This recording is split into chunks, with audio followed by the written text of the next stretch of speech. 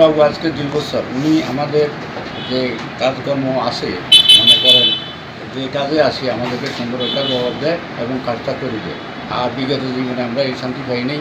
আমরা আশা করি উনি যদি এখান থেকে চলে যায় আমরা মানে কাজে কর্ম ব্যাঘাত পাবো। সেই হিসাবে ওনাকে সরকারের কাছে আবেদন, ওনাকে যেভাবে এখানে রাখলে আমাদের সোনামণি উপজেলায় আমাদের জন্য সুন্দর একটু ওনার ওখানে দেশের কাছে জমাগাড়ি যে সেবা দেওয়া করছে আর করবে। আচ্ছা, কতদিন থেকে ওনার কাছে এখানে আসেন? থেকে উনি আইসি তো নাকি ওনার লগে কাজকর্ম করতেছে। উনি তো ওনার মতন আর লোক হয় না, এটা বলার মতো না।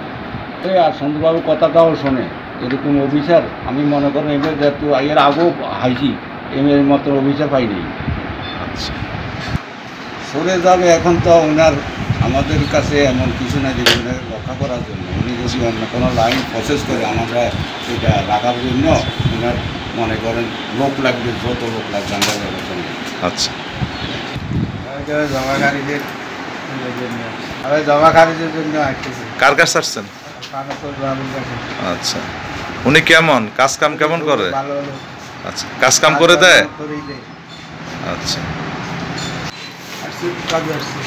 কার কাছে আসছেন? আচ্ছা, উনি কেমন কাজ কাম কিরকম করে আপনাদের? কাজ কাম করে দেয়? মানব সেবায় নিয়োজিত আদর্শবান সার্ভেয়ার প্রান্তুষ সাহা ছোটবেলা থেকে পড়ালেখার পাশাপাশি এলাকার বিভিন্ন সমস্যায় সাধারণ মানুষের পাশে দাঁড়াতেন। তিনি অত্যন্ত আদর্শবান একজন মানুষ হিসেবে পরিচিত, যাহা সাধারণ মানুষের মুখে শোনা যায়। প্রান্তুষ সাহা উনি বিগত 21 বছর চাকরি জীবনে যেখানে গিয়েছেন সেখানে নিঃস্বার্থে দিন রাত পরিশ্রম করে সাধারণ মানুষের সেবায় নিজেকে নিয়োজিত রেখেছেন বলে স্থানীয়রা জানান। উপজেলা ভূমি অফিসে ওনার মতো ভালো মানুষ নেই বলেও জানান একাধিক লোক। তাই স্থানীয় মানুষ বলছেন এবং সরকারের কাছে আবেদন করছেন